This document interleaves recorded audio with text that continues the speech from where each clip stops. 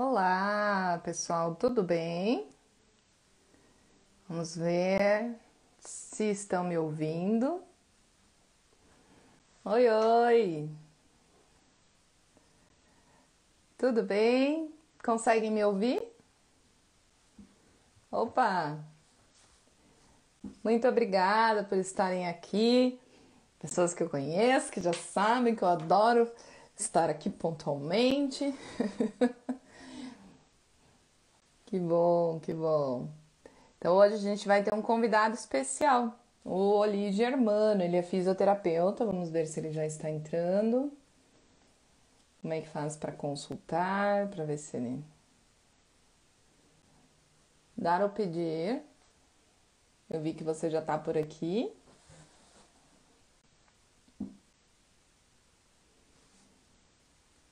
Eu é que não estou ouvindo.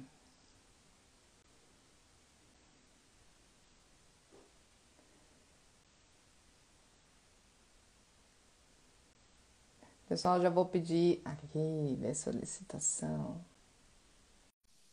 Que vocês usem esse aviãozinho para compartilhar, por favor.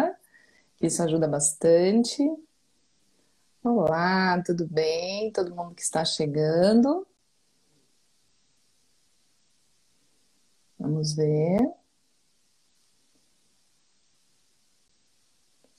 Transmitir.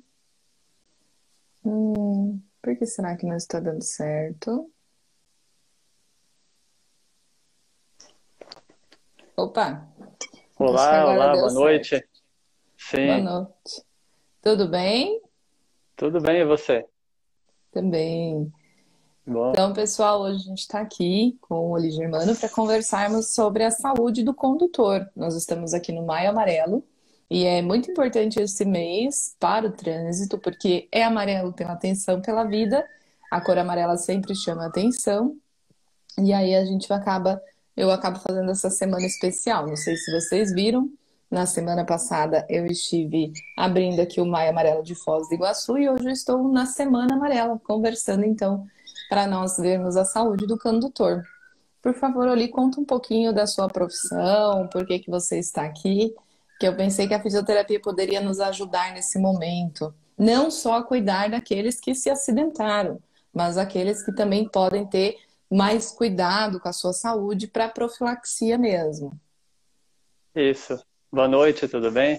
Primeiramente, obrigado pelo convite, tá? Me sinto lisonjeado por poder participar dessa campanha, tá? Que é muito importante para o trânsito, para a vida no trânsito, né? É, Quero começar falando um pouco da minha história, da minha formação, se você me permite. Sim, por favor. Eu comecei minha trajetória com a formação técnica em segurança do trabalho, né?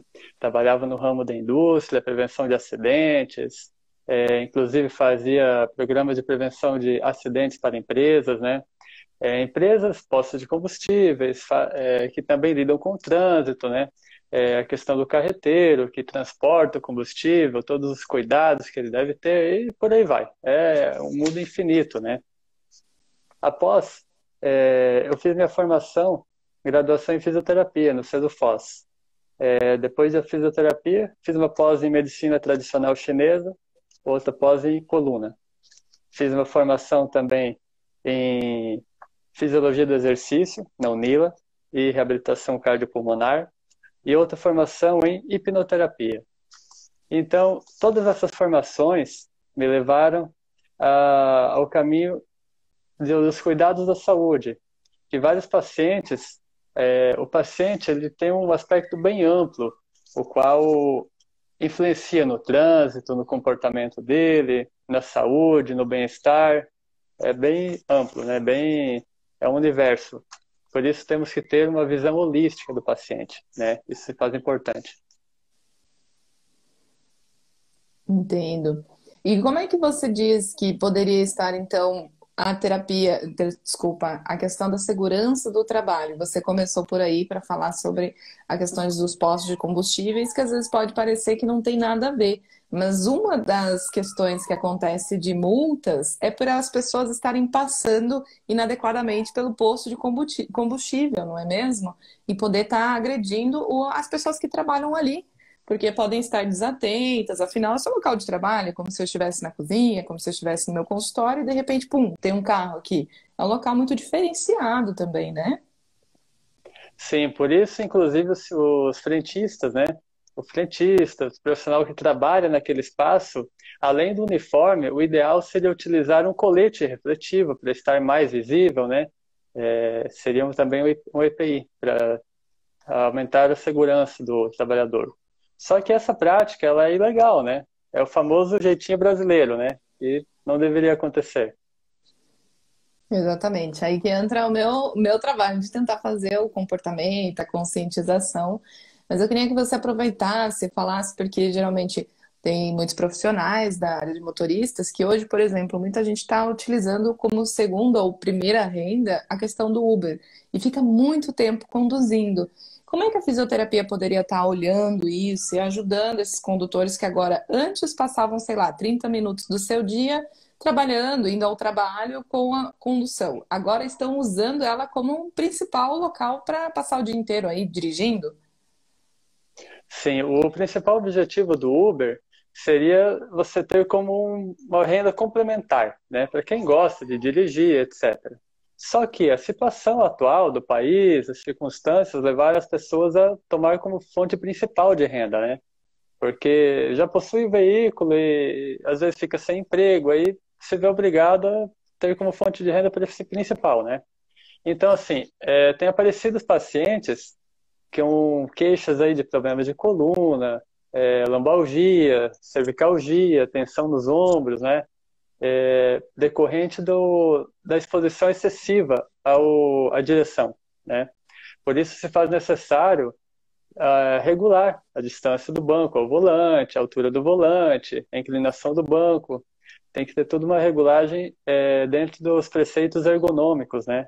Para que tenha a menor agressão possível ao corpo. A gente estava até conversando aqui nos bastidores e você me comentou sobre uma posição mais adequada para o cotovelo. Por que que a gente não deve cansar tanto, ou deixar esticado ou não? Porque, embora a gente vá para autoescola, fica aquela posição do reloginho, né? Mas Aham. tem gente que coloca assim, e quando você passa, mas cada um tem o seu jeito de conduzir, né? Acaba que a personalidade aparece muito nisso. Mas algumas pessoas não acho que não entendem até a importância da segurança, mas até para a saúde a longo prazo. Como é que funciona isso? Isso. Então, assim, para começar, você deve ter ouvido falar de algum parente, algum amigo, algum familiar de um conhecido que sofreu um acidente de carro e fraturou a clavícula, né? É bem comum a fratura da clavícula. Por quê? Porque o banco do carro, por exemplo, pode estar mal regulado, né? Às vezes ele deixa o banco muito distante, ou depende do modelo do carro, não tem regulagem da profundidade do volante, né? E o cotovelo fica esticado. Aí, se ocorrer uma colisão, automaticamente a gente vai segurar no volante, mantendo essa tensão, tá? E transmitindo aqui para a clavícula, fraturando a mesma, devido ao excesso de tensão, a reação ali da colisão, né? Então, por isso se faz necessário a regulagem. Entendi. E você estava comentando até, às vezes as pessoas podem, só ficar com uma dor, dar uma trincada, alguma coisa assim. Mas e quando é mais grave? Você me comentou que tinha alguns dados estatísticos para trazer. Que tal você contar um pouquinho disso? Então, tem alguns dados referentes a acidentes de moto, né? Aqui de toda a região sul do Brasil. Os acidentes de moto geram grandes despesas ao sistema público de saúde, né? Devido às cirurgias que são feitas, exames de imagem, os cuidados na UTI, na clínica médica, né? O socorro, tá? Então, tem se aumentado o número de motos no trânsito, né? A maior parte deles são homens, entregadores, que têm também como principal fonte de renda o serviço de entrega, né? E, assim, por exemplo, A maior parte dos acidentes ocorre na sexta-feira e no sábado, segundo um estudo de 2018. E o tempo médio de internação é de mais ou menos 11 dias, assim gerando mais custo para o sistema de saúde. A média de idade, 31 anos, sexo masculino, 83% dos acidentados, né? Já que a maioria é homens, se bem que ultimamente as mulheres têm aderido também ao transporte de moto, né? A moto como meio de locomoção. A região mais afetada nos acidentes, membros superiores, né, e inferiores, devido à moto não ter a proteção como um carro, né? O condutor está extremamente vulnerável, né? Eu lembro que quando eu andava de moto, os meus pais falavam, o para-choque é você, né? Porque se ocorrer uma colisão, você que vai sofrer o impacto, né? Então, realmente, o condutor está muito exposto. E o custo médio por internação do acidentado gira aí em torno de R$ 6.500. Então, é uma despesa altíssima para o sistema, né? O que encarece os impostos, por exemplo, né? Além dos danos físicos, tá? Que são muitas vezes até irreversíveis. Eu lembro que até quando começou a pandemia, né, foi intitulado lockdown geral para todo mundo aqui no Brasil e na nossa cidade também. Eu até fiz um vídeo, não sei se ficou gravado por aqui ou não, mas o que eu falei realmente assim, gente, a maneira que a gente pode ajudar as UTIs nesse momento é cuidando mais. Porque, embora estejamos mais distraídos por uma questão de medo, ansiedade, que está mudando o nosso nível de atenção, eu coloco o nosso, porque afinal eu também estou vivendo essa pandemia e é difícil saber se concentrar, né? Quando estamos com algum problema de outras ordens, mas principalmente um problema de uma ordem mundial. Então, assim, quando você fala sobre isso, foi realmente o que eu pensei. Não vamos sobrecarregar as UTIs, porque precisamos delas para outras finalidades nesse momento. E justamente você trazendo esses dados me deixa saber que realmente é muito necessário. E além Uhum. disso, você comentou também de quando você andava de moto.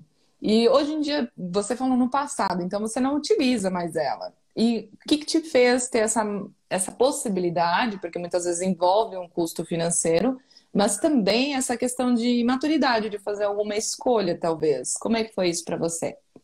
Exatamente. Inclusive, antes de eu cursar fisioterapia, final de 2012, eu andava de moto como meio de locomoção, não principal, mas na maioria dos dias da semana, eu tinha um carro também, né? Mas pela economia, pela rapidez, né? Eu preferia utilizar a moto, só utilizava o carro em dias de chuva. Eu sofri um acidente, né? Onde ocorreu fratura de várias costelas, pulmão, fiquei 13 dias internado em UTI, né? E o total de 21 dias no hospital. Então, assim, graças a Deus não ficaram sequelas, né? Graças à equipe médica também, né? Que foi muito boa, muito atenciosa. E, assim, hoje eu vejo que a moto não compensa. A não ser que a pessoa não tenha outro meio, não tenha acesso a um carro, a moto é muito.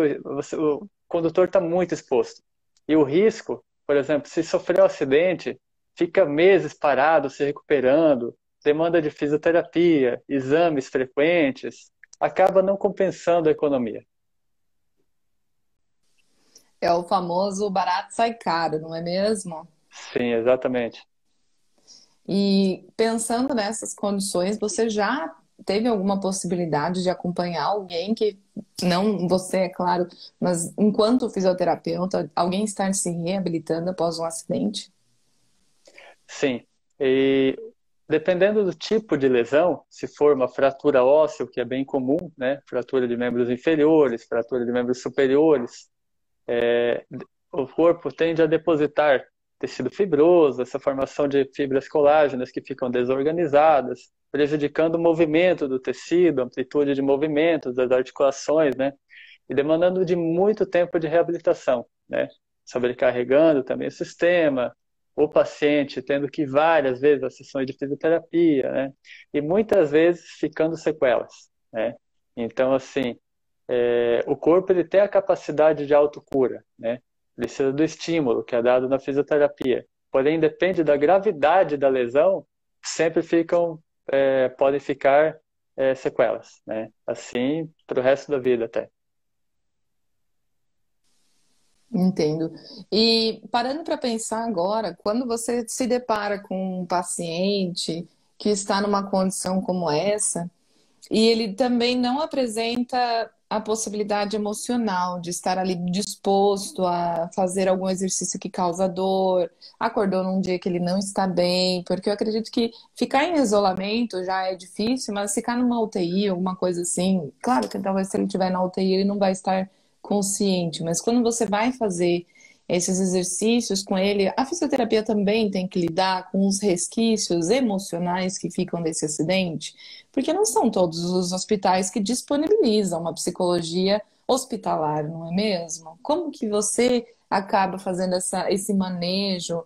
E até vejo que você está fazendo a formação em psicanálise, não sei se tem alguma coisa a ver com isso ou não, ou se tem alguém da enfermagem que vocês acabam fazendo uma conversa, uma parceria ali para estar ajudando esse paciente. Como é que é? Então, a fisioterapia é uma modalidade de tratamento, é uma profissão que tem muito contato, muita proximidade com o paciente, né?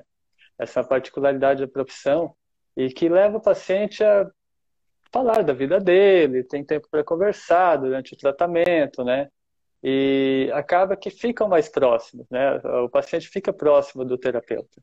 Assim, acaba que o paciente se abre, né? E nós acabamos conversando com ele, dando conselhos muitas vezes. E eu vi essa necessidade, e então eu fiz uma formação em hipnose, né? Porque eu percebi que vários pacientes apresentavam traumas, tá? Passados, aí, memórias de acidentes, de aí, problemas familiares, etc., né? Que interferiam na vida dele hoje, né?